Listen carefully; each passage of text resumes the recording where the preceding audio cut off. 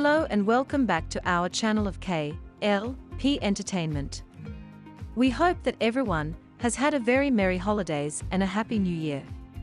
Reporting live from our newsroom, I'm Addison Hayden. Tory Lanez jail phone call with Megan Thee Stallion's former friend and assistant, K.L.P Harris, has leaked online, allowing the public to hear a key piece of evidence that helped convict the Toronto rapper. Tory, real name Daystar Peterson, was found guilty of shooting Megan in the feet during a drunken dispute in July 2020 last week following a high-profile, 10-day trial in Los Angeles. The 30-year-old was convicted on all 3 counts: felony assault with a semi-automatic firearm, possession of a concealed, unregistered firearm, and discharging a firearm with gross negligence, and faces up to 22 years and 8 months in prison, as well as deportation to Canada. The call, which surfaced online on Friday, December 30th, was allegedly made from Hollywood jail the day after the shooting. Harris was with Tory and Megan at the time of the shooting and vividly recounted the incident to prosecutors in September, but recanted most of her story during her turn on the witness stand. While Tory didn't specifically mention the shooting or a gun in the call, prosecutors argued he was apologizing for shooting Megan. The almost 5-minute call begins with Tory Lanez asking K.L.P Harris if she's good and which hospital Megan Thee Stallion was receiving treatment at. He then offers an apology to both women, who he was allegedly sleeping with at the time.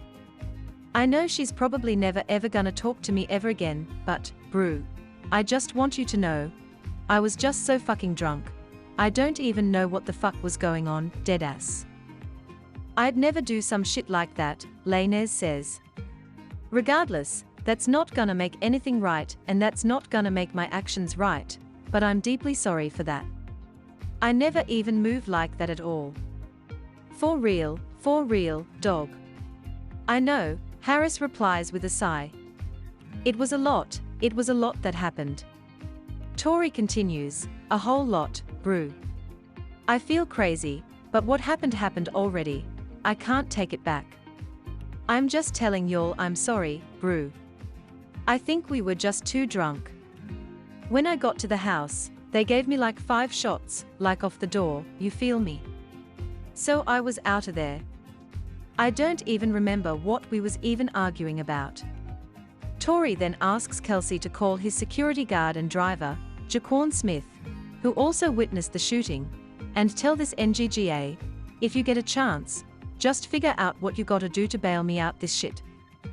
K.L.P obliges before informing Tory that the report is already out, albeit no names have been released.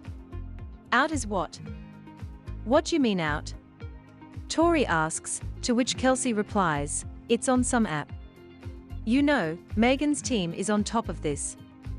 After speculating that there's no way that Megan's on the thing, he adds, "I don't think it's gonna be one of those. If anything, the only NGGA that's gonna get this backlash is me. It's not gonna be her." Tory then reiterates his sorry before ending the call. "All right. It is what it is," he says. "Regardless, if I get out of here today or not, bro, I just want to let y'all know I'm sorry. I'd never did that shit if I wasn't that drunk, you feel me?" The phone call was played during the trial and given to jurors as evidence during their deliberations. According to law and crime reporter Megan Cuniff, the audio was the most important piece of evidence that led to Tory Lanez's conviction. "We didn't actually hear a whole lot about that during trial because I think prosecutors kind of figured why bother. They played it in the opening, they got it in evidence from somebody within the jail, and then it kinda seemed like it was on the defense to try to explain that away," Cuniff told Law and Crime Sidebar podcast host Jesse Weber. Because while Tory never mentions a shooting or a gun in the call, the prosecutor even said in his closing argument that he'd gone over it a few times with his co-counsel, and they just can't figure out what else he could be talking about in this call. They went through it line by line and focused on how he's asking how Meg's in the hospital. She continued, "We never really seemed to hear much about that from the defense in trial. They really needed to explain what that call was and it was kind of just left unopen until prosecutors brought it up, and again in the closing argument. There was a lot of focus on Kelsey's recant on the stand and the testimony from the neighbor, and I think all of that was important. But in the end, Tory himself provided a ton of evidence for this just from his text messages to Meg and then his phone call to Kelsey. A very merry holidays and a happy new year. Reporting live from our newsroom, I'm Arthur Brooks. Big Ten Commissioner Kevin Warren is a top candidate to become the next president/CEO of the Chicago Bears, according to ESPN. Warren, 59, took the Big Ten's top job in 2020 after 22 years in NFL operations with the Los Angeles Rams, Detroit Lions, and Minnesota Vikings. Warren, who is the first black commissioner of a Power 5 conference, was chief operating officer of the Vikings before coming to the Big Ten, where he has led the conference through a time of upheaval in college athletics. While his tenure with the Big Ten was first marred by the league's early decision to cancel the 2020 football season amid the COVID-19 pandemic, a move that was later reversed with a delayed start for the league, there have been some notable successes in the last couple years.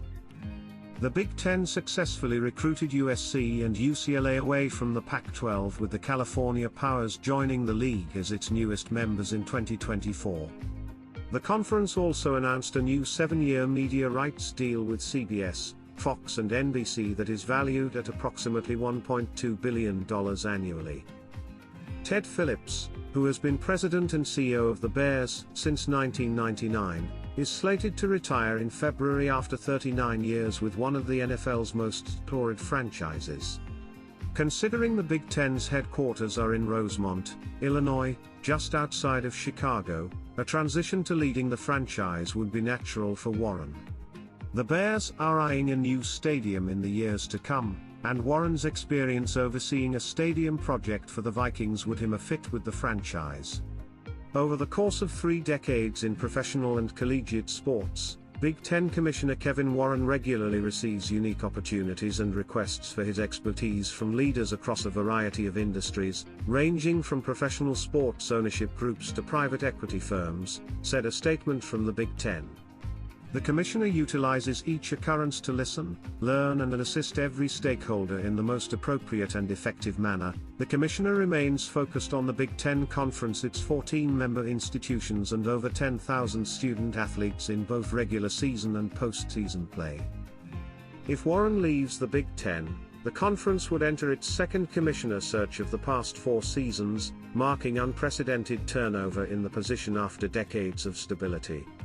Warren's predecessor, Jim Delaney, announced in March of 2019 that he planned to retire after serving in the role since 1989. However, the Big Ten would just be the latest Power 5 league to undergo a change in its top spot. Big 12 Commissioner Brett Yormark was named to his position on June 29 of this year, while ACC Commissioner Jim Phillips and Pac-12 Commissioner George Kliavkoff have been in their roles since 2021. SEC Commissioner Greg Sankey has been in his role since 2015, making him the longest tenured Power 5 commissioner by a wide margin. Though the Big Ten has navigated COVID-19, conference realignment and a new media rights deal under Warren, plenty of challenges remain for the conference. Navigating the integration of UCLA and USC into the league will bring challenges. Nationally, the future of name, image and likeness rules in college sports loom large, and the Big Ten Commissioner, whomever it is, will have a key voice in that conversation. What do you think might happen next? That will do it for our news breaking for Friday, December 30th. Please remember to like, comment, and subscribe to our channel of K.L.P. Entertainment. Reporting live from our newsroom, I'm Arthur Brooks. Thanks for watching. I hope you got a lot from it.